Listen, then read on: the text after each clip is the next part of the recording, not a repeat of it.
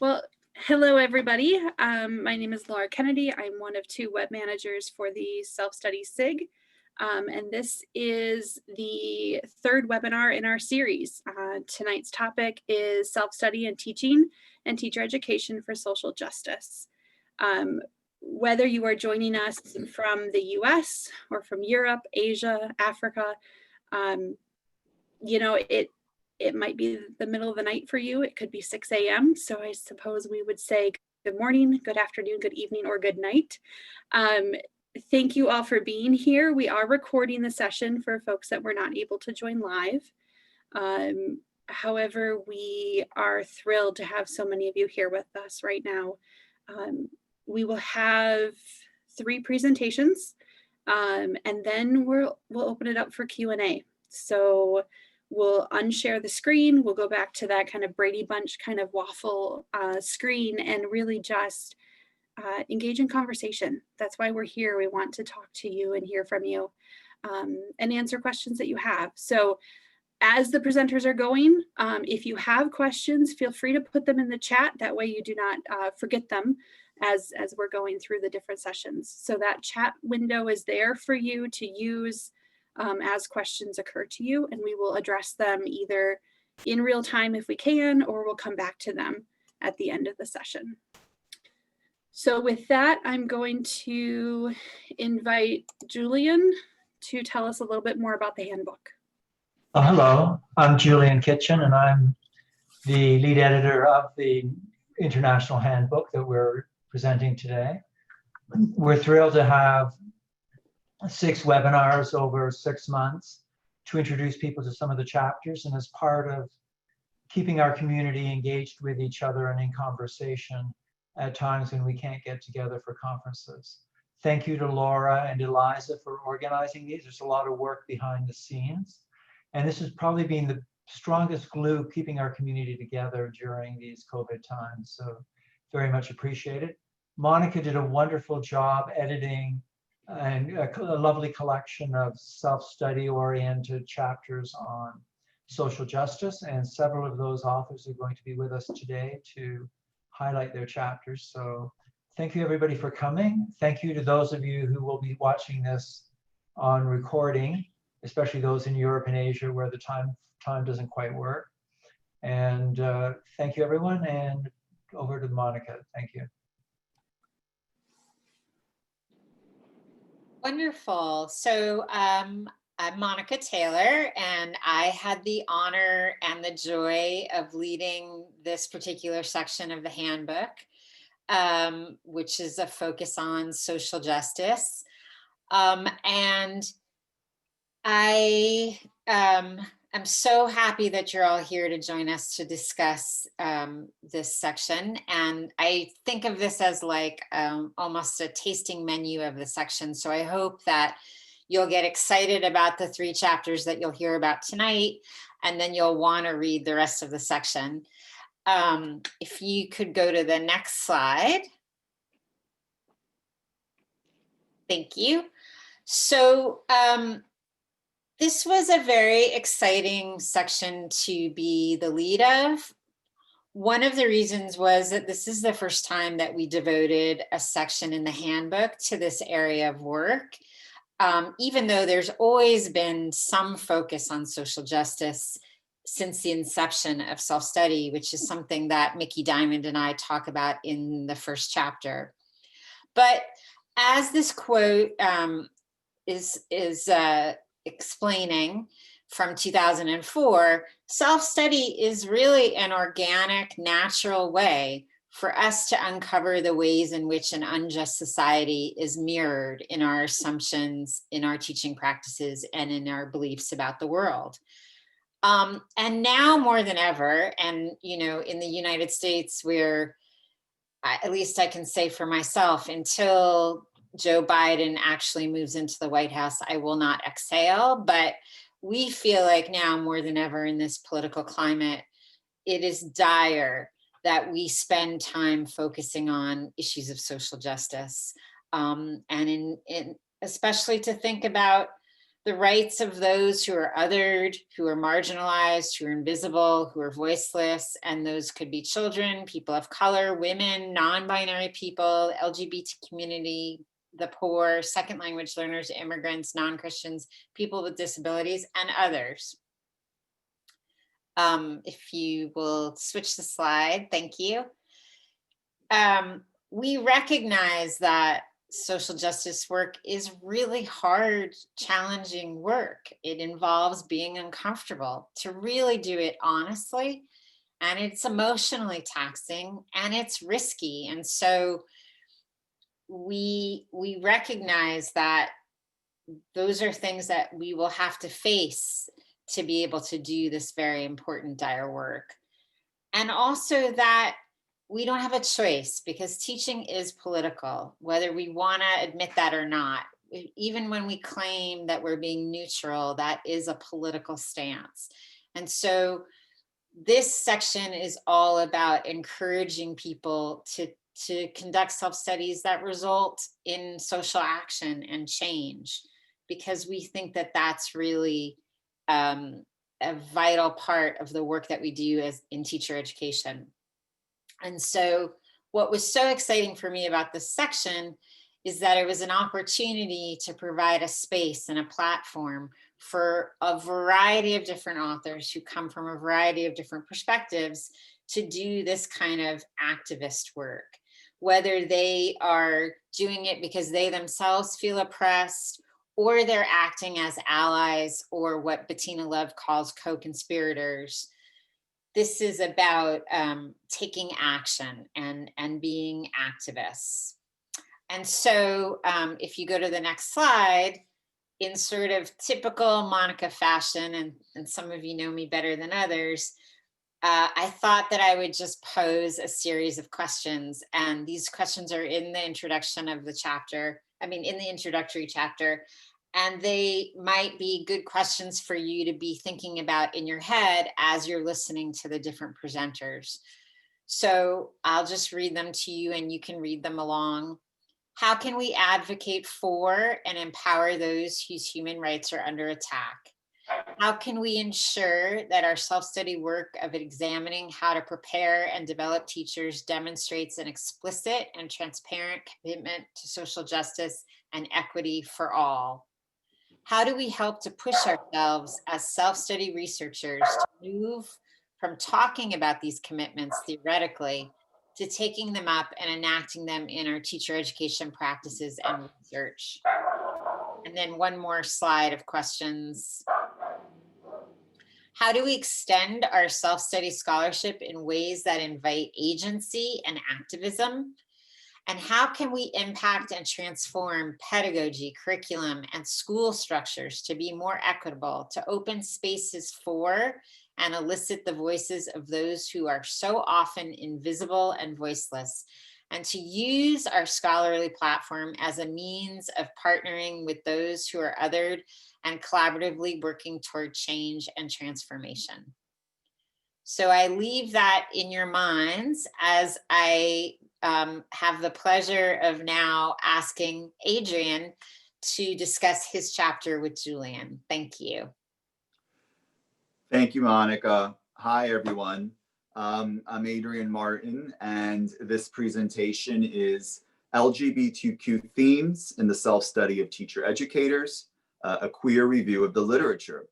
I co-authored this chapter with Julian Kitchen, and working on this provided us an opportunity to explore the ways that teacher educators analyzed their own teaching practices in relation to LGBTQ topics or issues. Next slide. We believe this is critical work. In spite of the increased social acceptance and legal advances for LGBTQ people globally, homophobia and transphobia are deeply embedded in the fabric of society, and that includes classrooms and schools.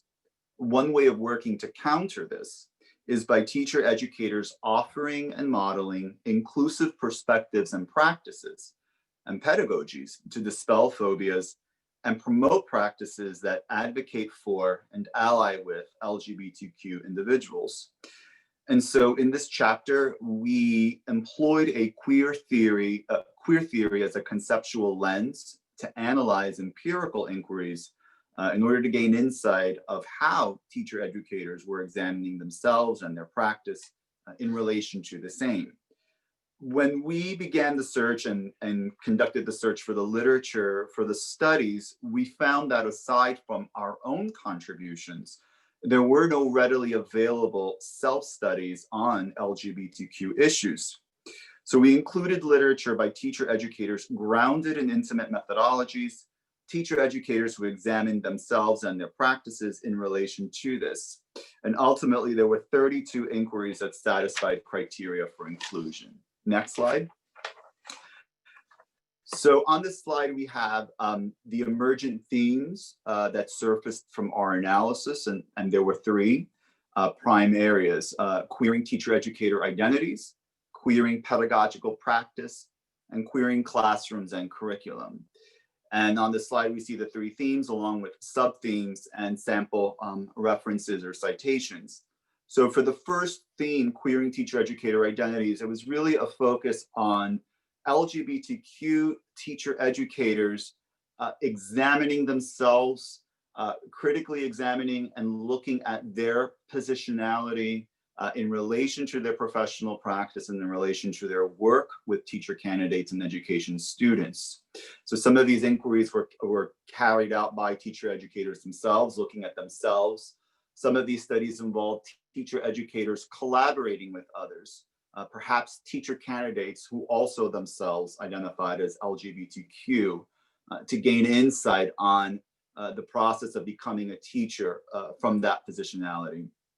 There were also some inquiries where teacher educators collaborated with each other to explore their LGBTQ identities as faculty members, as members of academia.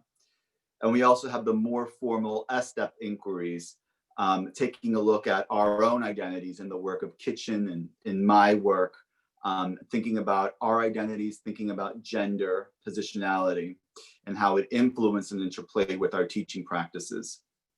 The second theme, queering pedagogical practice, took a look at what was going on in the teacher education classroom. What are teacher educators doing? What are the kinds of learning experiences that they were taking a look at and providing to their students to support critical thinking about and reflection on LGBTQ issues or topics. So this might have been in the form of games, exercises, or activities that were included or modified to support this. Autobiographical writing surfaced as a primary means that teacher educators use to understand themselves and their positionality and elicit that also from their students. And there was also a number of studies that commented on resistance on the part of education students, resistance on the part of some teacher candidates from engaging in discussions or probing these areas and exploring the ways that teacher educators mitigated this and how they interpreted that. And our third emergent theme had some overlap with the second. This queering classrooms and curriculum took a look at teacher education programs more broadly from a structural perspective, with a focus again on fears among teacher candidates of engaging in these practices, perhaps because of fears of parental resistance or administration. And also a substrand of thinking about infusing LGBTQ issues in curriculum as activist work, as an approach that is taken really to facilitate more equitable and socially just classrooms for all students, irrespective of gender or LGBTQ identities. And so these studies really provide a fruitful entry point for SSTEP practitioners who want to incorporate this kind of work in their own pedagogy and research. And so I invite all of you to read the chapter as it'll provide an opportunity there and to really delve into some of the details on these themes and these sub-themes. Next slide. And so a commonality across the studies was a focus on understanding the professional and educated experiences of individuals whose identities do not align with heteronormativity, or the assumption that everyone is heterosexual or that heterosexuality is the norm or the standard.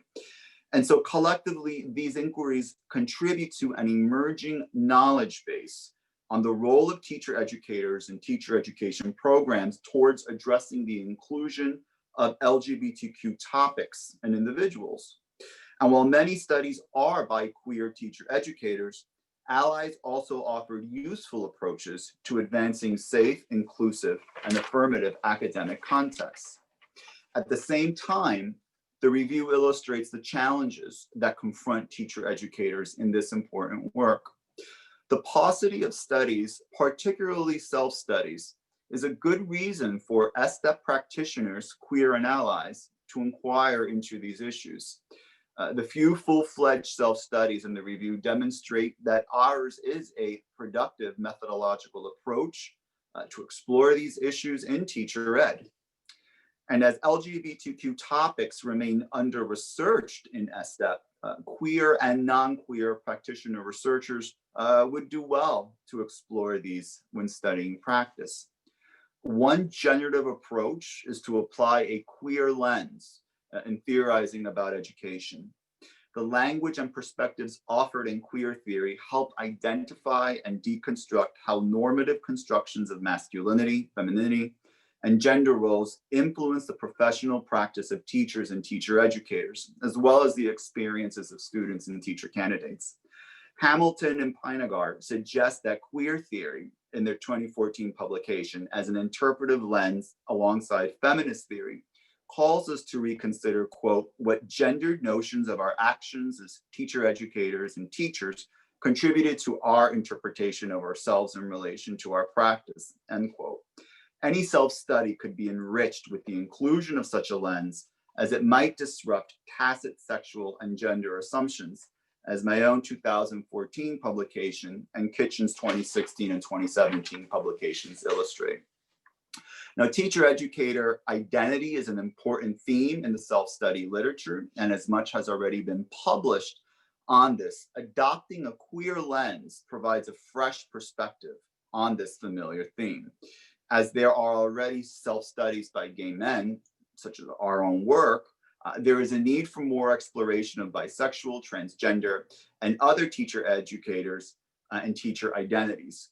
While LGBTQ identities beyond the binaries of heteronormativity merit exploration, queer-themed inquiries by non-queer teacher educators storing their experiences are equally important. The studies in the review also offer methodological templates for conducting self-studies. These highlight the productiveness of such inquiry and the ways in which queer or ally positionality might inform engagement and practice with teacher candidates.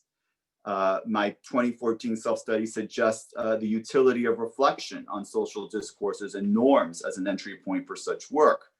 Kitchen and Bellini's self-study from 2012 of an LGBTQ workshop illustrates that a single lesson or problem, such as employing trans-inclusive language, might be the basis for such a rich inquiry.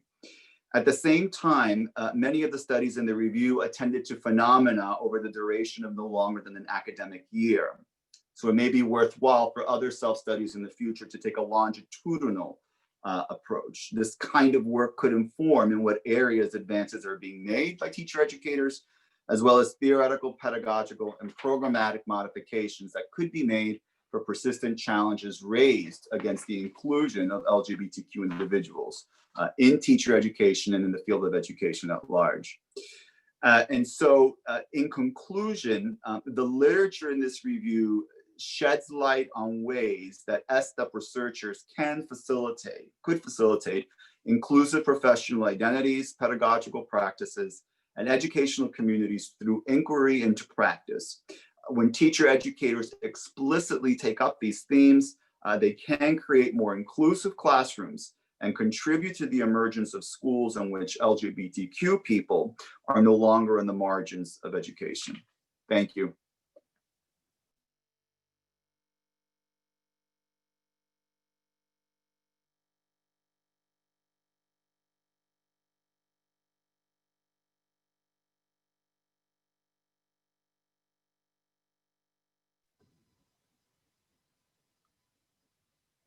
Hafti Sanetta, am I introducing you?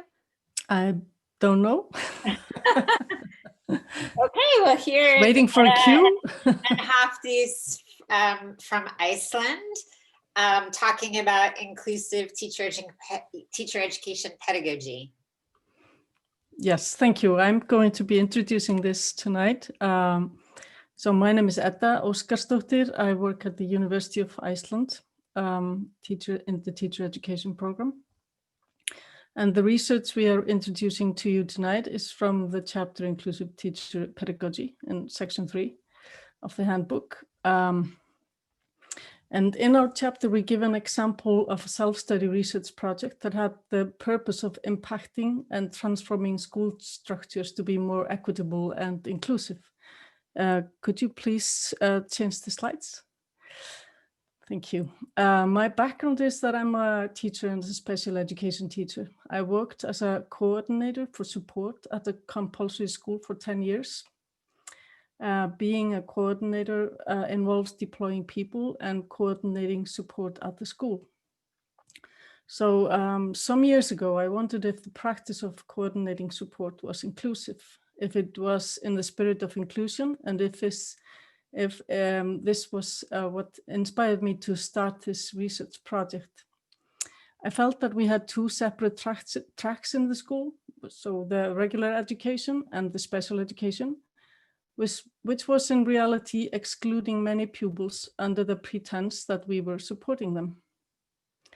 So I was worried about the practice I was leading as a coordinator. I worried that the practice was excluding students from quality education and being valued participants socially and academically. I needed to question and reflect on my own actions in practice and thoughts about the practice, as well as reflecting on the space between me and the others around me where the practice can be said to be found. My aim was to understand why things were how they were, to understand my role in creating the practice, and then what actions I could bring about to change it. I couldn't have done this through a questionnaire or just through looking at my own actions. I needed to also talk to my coworkers, the support staff, the teachers and administrators at my school to understand and reflect with others on how the system of support was working. Next slide, please. Here is an overview of the research process. The research was divided into 3 distinct phases: reconnaissance phase, enactment phase, and reflective phase. And I'll explain them a little bit. Before I could begin to make changes in the practice of coordinating support, I felt I needed to hear what the people working with me had to say about the support system. So in honoring democratic validity, I aimed at hearing the voices of all those working with students in the school during the reconnaissance phase, as I interviewed administrators, teachers, and support staff working at the school in order to achieve insight into how the people I worked with understood inclusion and into their views about the support system. Analysis of this phase illustrates the voices of staff working with students in the school and highlights their perception of inclusion, as well as their ideas about how the support system could be improved. And then based on this analysis, I created an action plan that I implemented in the next cycle of the research, the enactment phase. So in the next phase, the organization of the support service was transformed according to the analysis. And I recorded the process in a research journal. Furthermore, I interviewed parents, I worked on a project and interviewed students. And I interviewed teaching assistants to get their views on inclusive practices and how they could be improved from their standpoint. The analysis of this phase gave me an insight into how the coordination of the support system was developing, what the main challenges were, and how collaboration between general educators and the support staff in the school was transformed. In the reflective phase, I reflected on my learning of the study alone and with others as I analyzed the data and gained understanding of my development in thinking and practice. through reflection and with the assistance of critical friends, I transformed the findings into a story that others might relate to and perhaps learn from. The critical friends, Hafdís and Deb were among them, supported me in being critical of myself and my practices. They assisted me in seeing events and occurrences from different angles and reminded me to keep the balance between describing and analyzing, which added depth to the findings. Of course, conferring with the literature throughout provided me with the tools to understand what was happening, which strengthened and expanded my conception of practice. Next slide. So what did I learn from the self-study? The research has moved me to a new place in terms of my understanding of the ideology of education for all and how to organize support in inclusive school. At the beginning of the study, I felt that the support service needed to be strong in schools if they were to be inclusive, in order to be able to support all kinds of students being able to come to school. Now I understand that yes, the support service needs to be strong, but the emphasis needs to be on supporting teachers so that they are better able to create an inclusive learning space for all the students. Of course, also the need is to support students. The self-study has taught me to look at research with new eyes, to see how reflection on actions, thoughts, and dialogue gives a deeper understanding of the work. When I look at my data, I saw that my thoughts and actions were colored by the medical ideas about disability without me even realizing it. It can be said that I, like most of the people I was working with, have been trapped in the needs paradigm, where the emphasis is on adaptation and trying to make up for the difficulties students face at school instead of preventing them. And this mentality leads us to have lower expectations of students and teaches them learning helplessness. Now that I have moved away from the role of coordinator for support and I'm now a teacher educator, I can also talk about the implications for teacher education. And I think that this means that we teacher educators need to focus on attitudes and how people understand the ideas behind inclusive education, ideas of social justice, equality, and equity. We need to be role models in employing inclusive pedagogy and show in action how we can meet diverse student groups with equality, equity, and social justice as a guiding light. Thank you.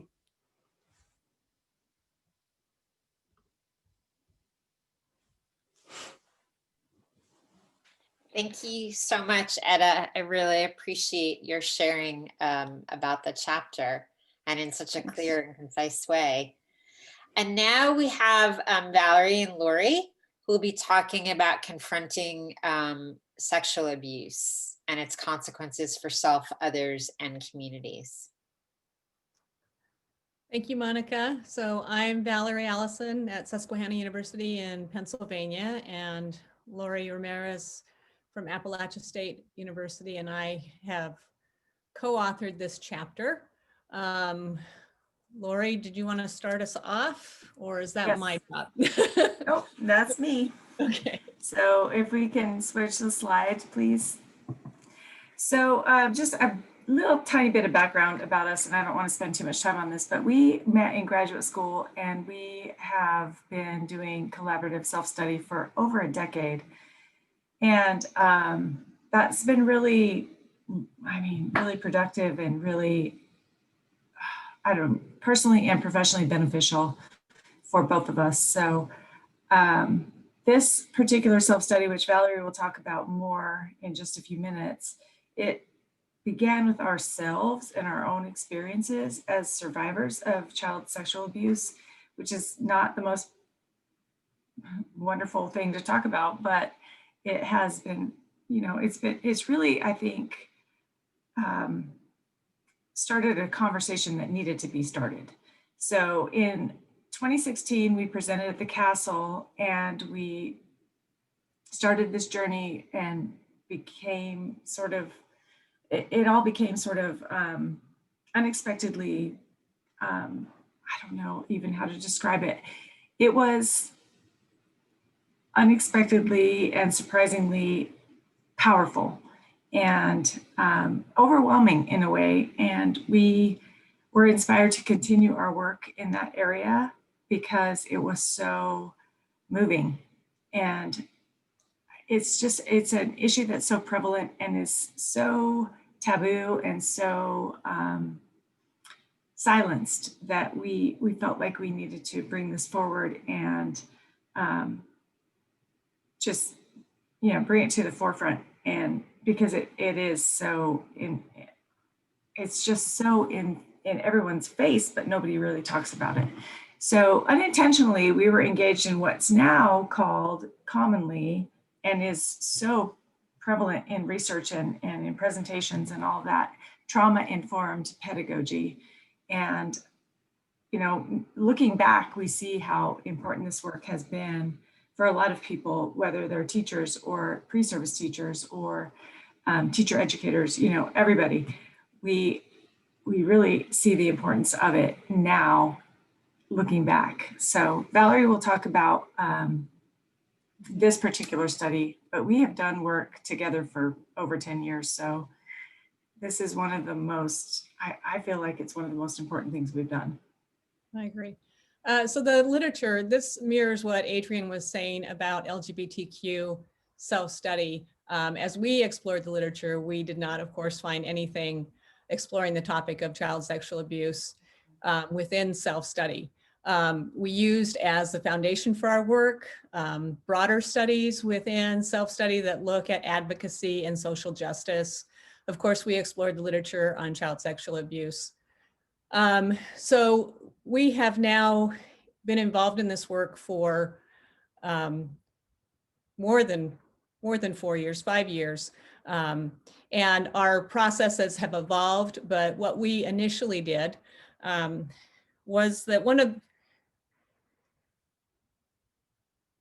of the things that we needed to do was have a lot of conversation between the two of us, and then develop a plan for how we were going to include the topic of child sexual abuse in our courses, because as we looked at the literature, it is a topic that is infrequently included in pre-service education.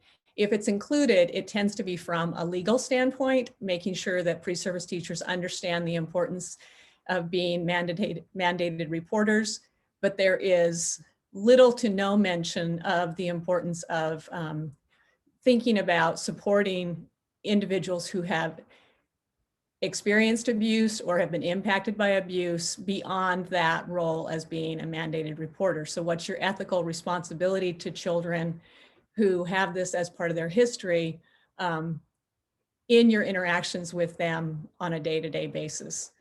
So we worked collaboratively over the summer to develop a plan for how we would bring the topic into our classes. We did not both follow the same plan, and that's outlined in the chapter, sort of the different paths and approaches that we took to this. So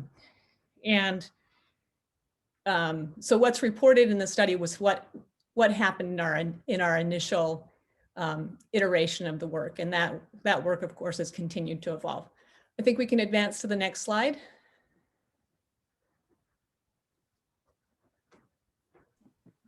Okay, sorry, I have to mute myself.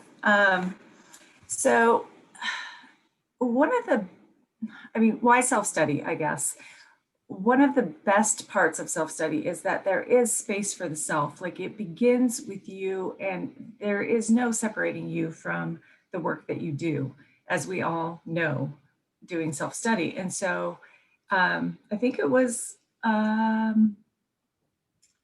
you, Stephanie, I hope, that said, we teach the self, and we can't separate ourselves from who we are as teachers and as persons. So we started this whole study with ourselves and our own experiences, and hoping that it would, impact a broader community of not only teacher educators, but also future teachers. And influence not only their skills, like Valerie was saying, like beyond the legal, but to the personal, you know, to be able to handle this when students are experiencing this, and to have those dispositions of caring and kindness that we hope all teachers will have, and also being able to adequately address the issues with resources and knowledge of the situation. So that was kind of our goal. Valerie, are you? Yeah. Okay. So collaboration, of course, is always important in self-study, but it was particularly important in this work. This work is just simply too daunting to tackle without one another, and also with our critical friends. So Donna and Jerry Oliver supported us through this work, and were very important in helping us think through both our practice, but also think through sort of how we analyzed our work and the decisions that we made. Lori and I had to get to a place where we could talk candidly with one another about the significance of child sexual abuse in our own lives. And then of course we expanded that to include our critical friends, Donna and Jerry. In retrospect, the progression was essential to us eventually being equipped to teach our students. So we needed to come to a place where we were very comfortable in our conversations with one another and with our critical friends, so that we could then move into being comfortable in front of our pre-service teachers. The silence that surrounds child sexual abuse, it seemed to us, needed to be peeled away as one would peel an onion. It was layer upon layer that, and Lori and I were well into our adult lives before we each confronted the significance of child sexual abuse in our own lives. And so that history of silence was something that had to be peeled away in layers. For us, at least, it was a gradual progression from our own awareness to feeling compelled to question and challenge the status quo, to eventually transforming our own practice to authentically including CS, child sexual abuse, in our courses. The very first step was reckoning with our past and confronting how our own histories with child sexual abuse had impacted our identities. We were motivated by our desire to transform our histories into catalysts for positively changing our efforts to teach pre-service teachers and as Lori said, this work was impacted. We hope to model trauma-informed pedagogical practices, because we recognize that we likely have students in our courses who also have histories impacted by child sexual abuse. You want to take the methodological fit? Sure. So I think one of the best things about self-study is that you can really do anything you want. You know, it's a beautiful thing. You're free to explore anything that begins with you. And when we first started this whole process of self-study, 11, 12 years ago, we were solely focused on our emerging teacher education practices. And then it has grown so much from there, so that we're able to, like Valerie said, like be transparent and be vulnerable and be willing to talk about things that are not necessarily comfortable. But self-study allows you to do that, and allows you to explore topics that aren't typically explored in research and education in general. So we have used a variety of methods, narrative inquiry and journaling and questionnaires of our students and all kinds of different things to get to this point. And our work in self-study has grown over the decade or more that we have worked together, and it has been really transformative.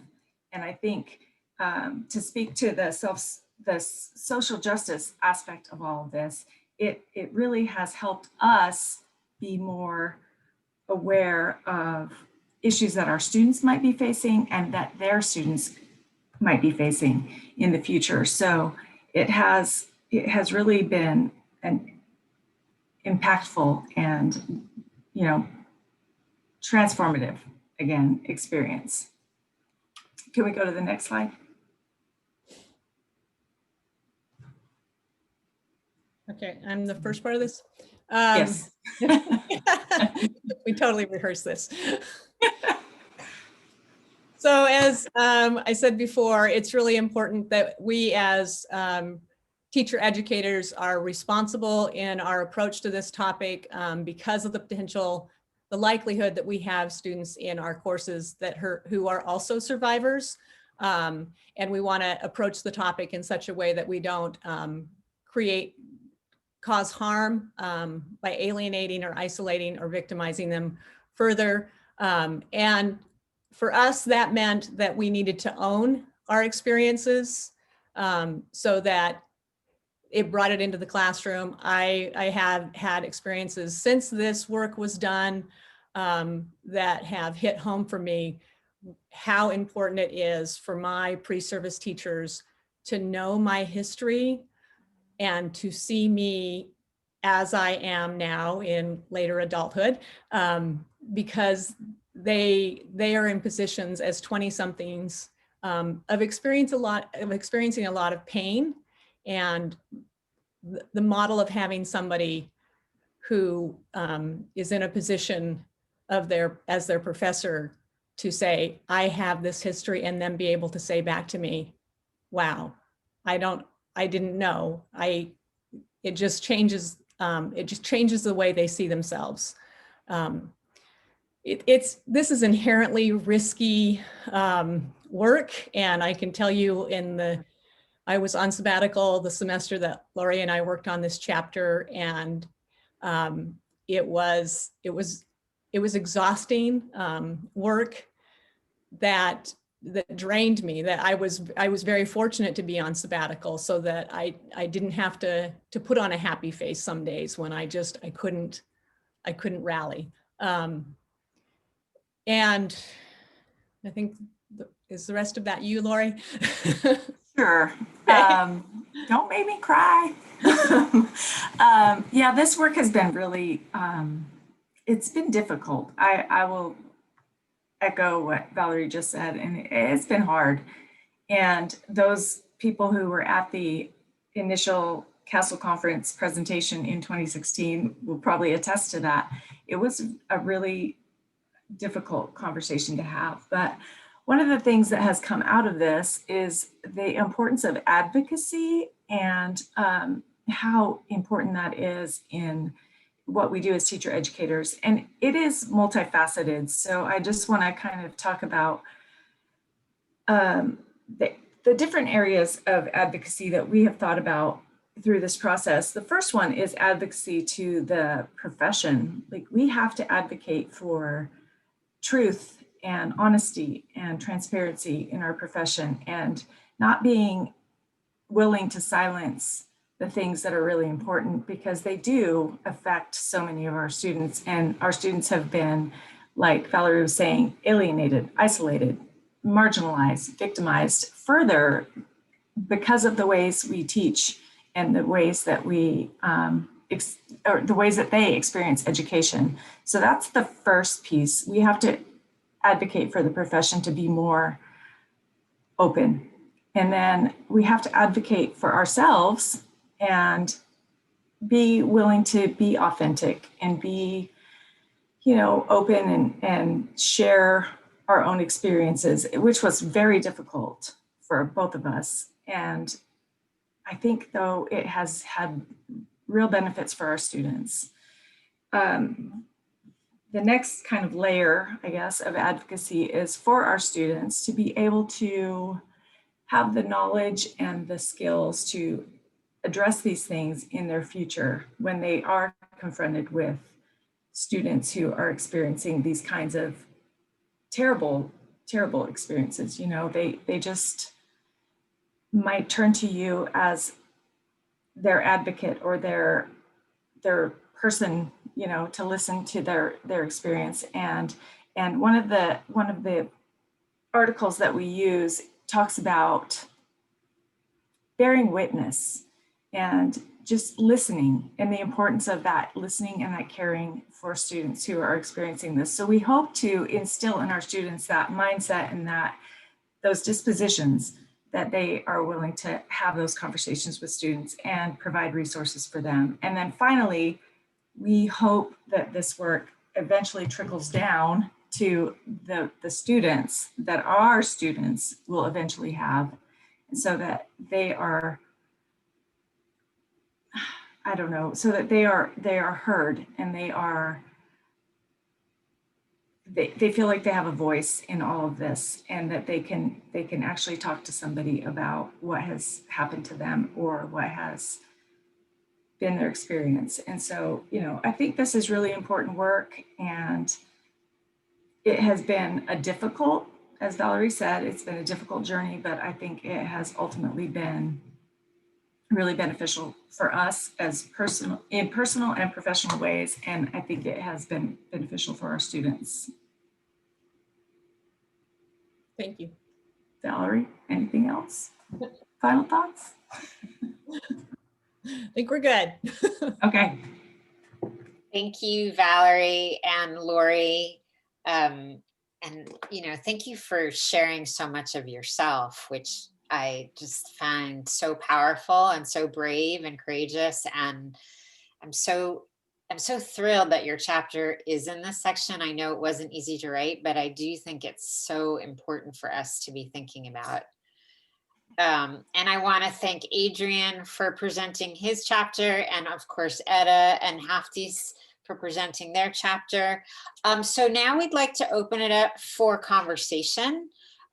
You can either write questions in the chat, or you can just use the signal on Zoom that you want to speak and ask a question.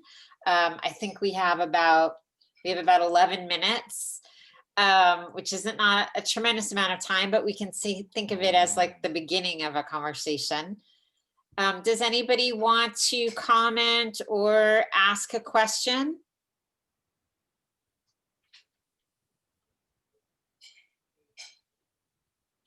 Stephanie, do you want to say something? You have to unmute. So bad at that. So I want to ask Allison and Valerie a question. Okay. I mean, Valerie and Lori a question. Sorry. You can ask my two identities a question. Yes, that's right. I know you do have to. Anyway, I want you to talk about, so when you made this decision, what is it you do in your practice? What are the kinds of things you do?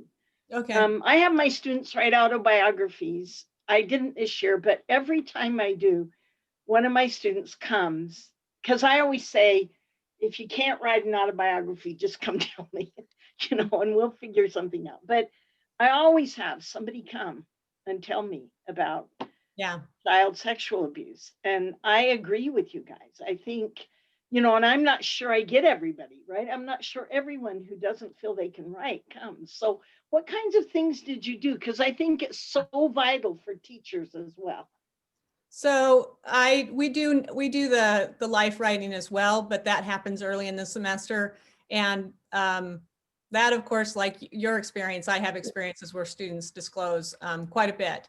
But in introducing this particular topic, I give them a survey that I developed that actually Donna Allender gets credit for doing most of the work on, that asks them what they already know about the topic, and then ask them whether or not how they feel about the fact that this is going to be part of what we're going to be talking about in class. And then what I've done has evolved since we wrote the chapter, but I have a website, the CDC website, that I pull up. I compile their responses, and then we go through the responses, and I show them the CDC website, and where there are fallacies, we talk about what they believe to be true versus what is true about the prevalence, who's likely to be abused, all of that. And then I actually use a text by Tony Danza, where he has an experience in his 1 year of teaching. He had an experience of a student disclosing that she had been sexually abused, and it's an audio book. So I play that one little snippet, and then I ask my students to imagine they were in Tony Danza's position, how would they might have responded? Because he talks about feeling uneasy about his response. He does the mandate, he reports, but then he just pretends like he never knew and continues to interact with the student, but pretends that there was no disclosure. And he feels uneasy about that, feels like he copped out. And so my students and I talk about, what would be a more supportive response? What would they feel comfortable doing? And then I have a narrative that I wrote. It's a 1.5 page document that describes my experiences, that identifies me as a survivor, and talks about not the specifics of the abuse, but it talks about what were the consequences for me in terms of the silence, my inability to have anyone know my story. And of course, for me, that's compounded because of my religious background as a child. That silence was compounded by my religious upbringing. But of course, my story is not uniquely painful. It's every story of child sexual abuse is painful. And so I share that story so that they have an opportunity to know who I am. And I chose to do it as a narrative, something that they read, so that I don't have to worry about the anxiety of the experience of describing it in the moment. And then we debrief that experience. And then we conclude with, actually, most recently, I've been concluding with portions of the chapter that Lori and I wrote. I've taken some sections out of it that I think are important, and share that with my students. And then I have them do an exit ticket. And in that exit ticket, this year particularly, a lot of students shared their own relationship to the topic. And then I think probably the most important thing for me is I want my students, whether they're survivors or not, I want them to go into their own classroom with a script, if this happens, if somebody discloses, what's my response going to be? Play that through in your head so that you don't get back on your heels and react in a way that's not helpful. And I also want them to understand that their job is not to be a therapist. Their job is to be an advocate, to be a supportive adult. And so I reinforce that over and over again when I'm talking about this topic with them. That was a long-winded answer, sorry. No, that was what I was hoping for. Excellent. As usual. Would somebody else like to ask a question, or I can pull something from the chat as well?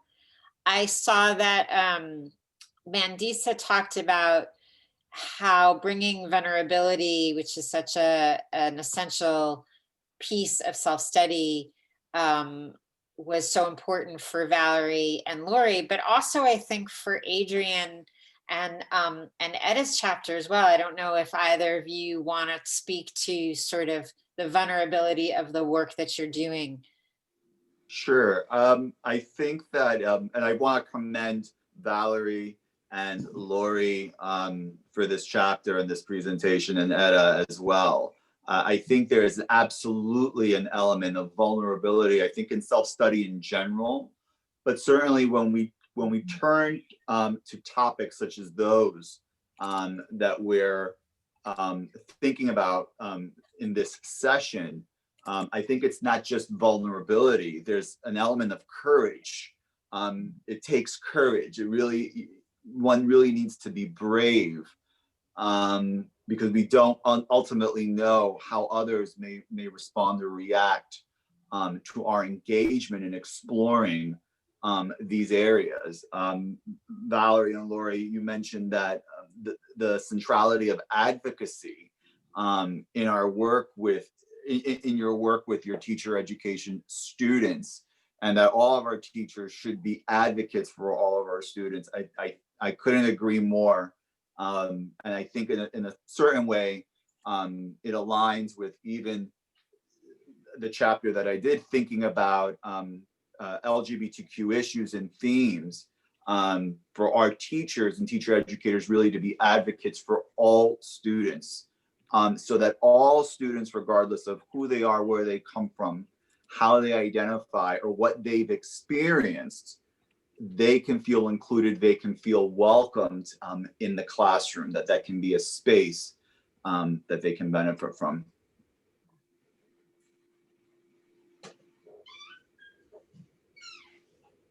I don't know if you want to add anything about vulnerability from your perspective of the work that you were doing.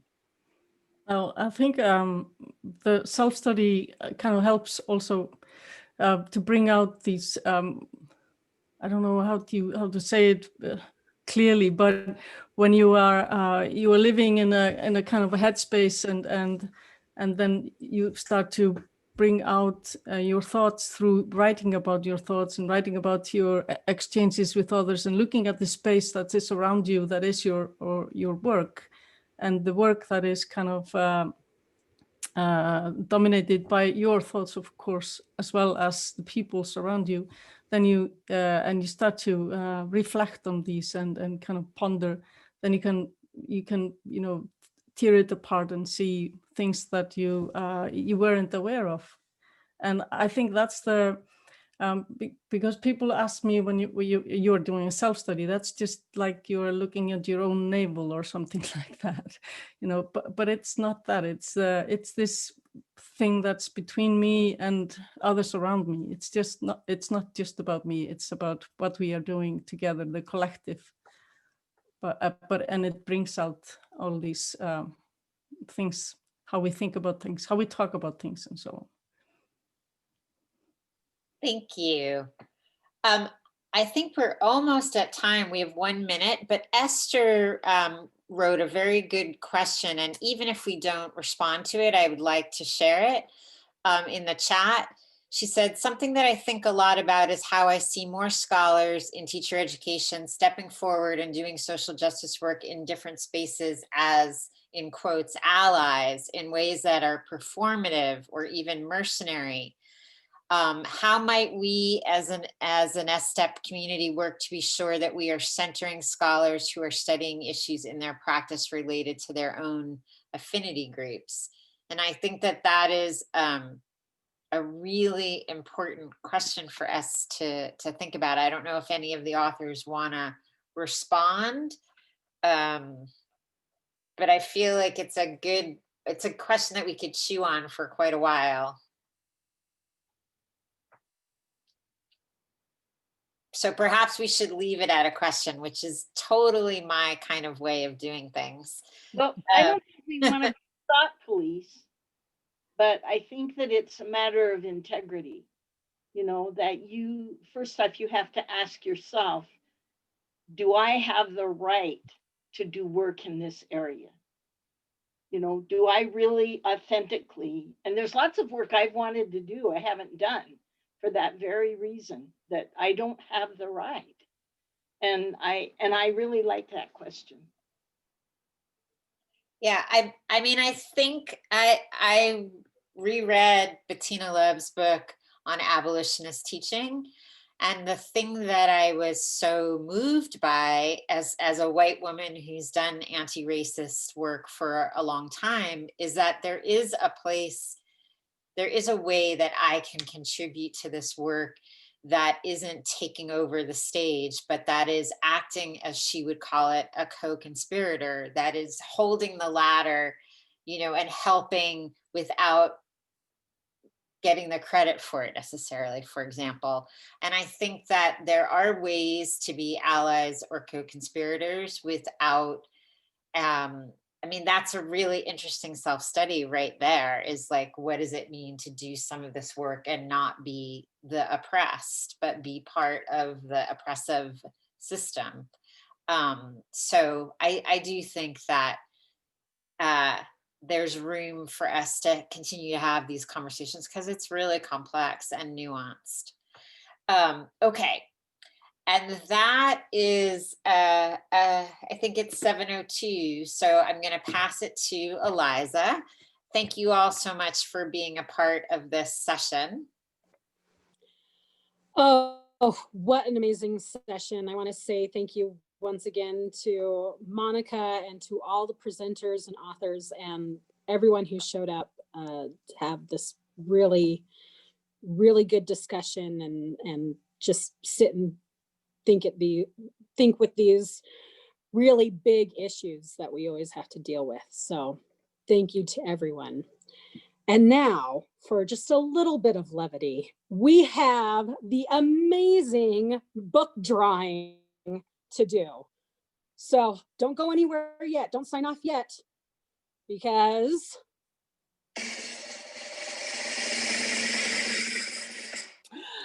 Jeffrey Kaplan, you have won yourself a book from Springer. So I'm so excited. I'll be sending you an email shortly for that. And please join us again at our next webinar event that, as you can see on the screen, the 21st of January. It will be, I'm sure, another amazing set of speakers and topics, and we would love to see you all there. You're welcome to, in the chat, get together with other people if you want to keep talking, or if it's 2 a.m., you're welcome to leave. And we're just really grateful that you're all here. Thank you so much.